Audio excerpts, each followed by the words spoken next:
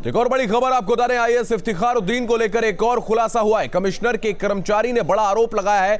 IAS ने सुरक्षा कर्मियों को दाढ़ी रखने के निर्देश दिए थे, तिलक लगाकर ऑफिस आने की मनाही थी और अपनी तरह ही दाढ़ी रखने के लिए कहते थे ये आईएएस। तो बिना मूंछ दाढ़ी वाले कर्मचारी को आईएएस ने एक बार भगा दिया था।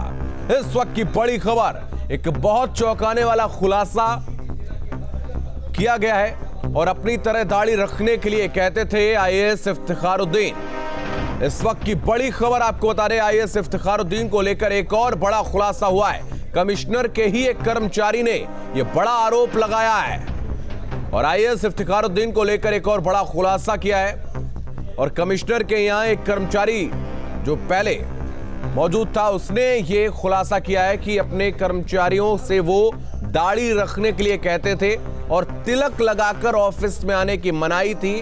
और जिस तरीके की दाढ़ी इफ्तिखारुद्दीन ने खुद रखी थी, उसी तरीके की दाढ़ी रखने का वो आदेश सुनाते थे। तो आईएएस ने सुरक्षा कर्मियों को दाढ़ी रखने के निर्देश दिए थे और तिलक लगाकर ऑफिस आने की मनाही थी। इनकी संकीर्ण और कट्टर मानसिकता की सोच नजर आ रही है। और इस तस्वीर में आप देख सकते हैं इफ्तिखारुद्दीन मौजूद हैं और उनके पीछे एक पुलिसकर्मी बिल्कुल वैसी ही दाढ़ी रखे है जैसी इफ्तिखारुद्दीन ने रखा है। तो आप देख सकते हैं उस घेरे के अंदर एक पुलिसकर्मी ने उनके जैसे ही दाढ़ी रखी है और इस तरीके का बाकायदा ये आदेश भी देते थे कि सबको दाढ़ी रख के ही ऑफिस में आना है। हमारे साथ हमारे सहयोगी अमित इस वक्त अधिक जानकारी के लिए जुड़ रहे कानपुर से। अमित, जैसा कि देख पा रहे एक तस्वीर में भी और आरोप भी लगाए गए इफ्तिखारुद्दीन के ऊपर कि वो कट्टरवाद की मानसिकता से ग्रसित थे और सबको अपनी जैसी दाढ़ी रखने का आदेश भी उन्होंने सुनाया था। बिल्कुल बिल्कुल, और ये कट्टरता की ही एक वानगी है कि जो भी ऑफिस में आएगा वो तिलक लगा कर नहीं आएगा, वो सनातनी धर्म के अनुसार मूर्तियों की पूजा नहीं करेगा।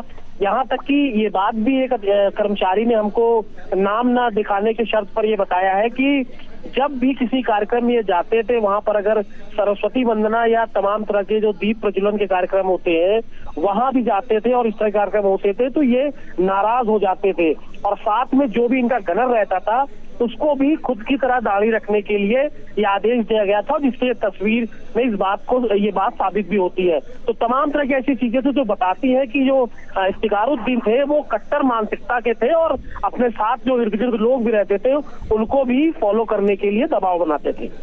बिल्कुल, उनके आसपास जो लोग थे उनको फॉलो करने का दबाव बनाते थे। लेकिन एक बात अमित सबसे ज्यादा लोगों के जहन में उठ रही है कि अब तक एक लंबा वक्त हो रहा है और कितने लोगों को इन्होंने धर्मांतरित करवा भी दिया होगा। जिस तरीके से इनकी खुद की लिखी हुई किताब भी यही इशारा करती है और अब तक इन पर कोई आक्षेप, कोई प्रश्न आखिर क्यों नहीं उठाता और कोई कार्रवाई क्यों नहीं हुई थी?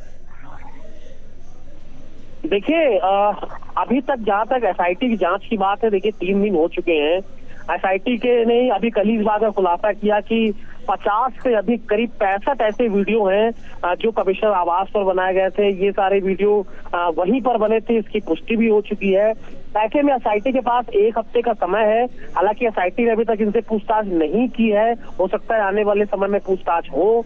इफ्तिखारुद्दीन कहाँ है, न किसी का फोन उठा रहे हैं, न किसी के सामने आए हैं। ऐसे में क्या ये अंडरग्राउंड हो गया? ये तमाम ऐसे सवाल है जो सामने आने बाकी है और शायद इफ्तिखारुद्दीन से जब एसआईटी पूछताछ करेगी तो ये जितने भी सारे सवाल हैं उनके जवाब सामने आ जाएंगे, क्योंकि जो वीडियो है उनको नहीं झुठलाया जा सकता। आप अपने धर्म के बारे में बात कर सकते हैं, लेकिन किसी दूसरे धर्म की बुराई करने का आपको नैतिक जिम्मेदारी होती है कि आप एक पद पर हैं।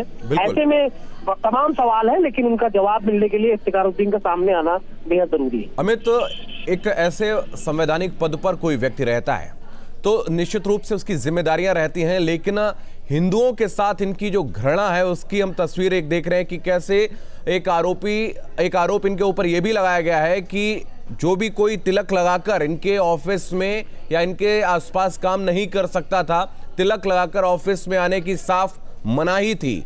तो ये हिंदुओं के प्रति इनकी घृणा प्रदर्शित करता है।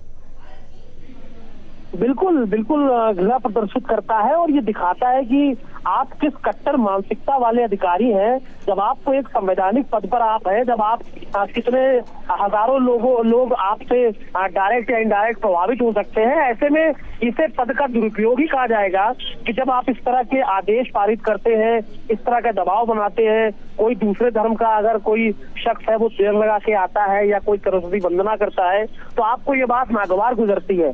तो ऐसे में हम कह सकते हैं कि ये एक कट्टर मानसिकता वाले अधिकारी हैं। और जिस तरह से वीडियोस भी आए, इनकी जो किताबें हैं और इनसे जो संबंधित लोग हैं, जिस तरह कुछ लोगों भी हमारे न्यूज स्टेज पर सामने आए, उन्होंने कहा कि हम तुम्हारी जमीन फंसी है उसको दिला देंगे अगर तुम धर्म बदल लोगे, इस तरह के दावे किए गए। तो कहीं ना कहीं ये सारी बातें इनके खिलाफ जाती हैं और अब जब एसआईटी पूछताछ करेगी तो सब दूध का दूध और पानी का पानी हो जाएगा। बिल्कुल, बहुत धन्यवाद अमित आपका हमारे साथ जुड़ने के लिए, तमाम जानकारी के लिए बहुत शुक्रिया।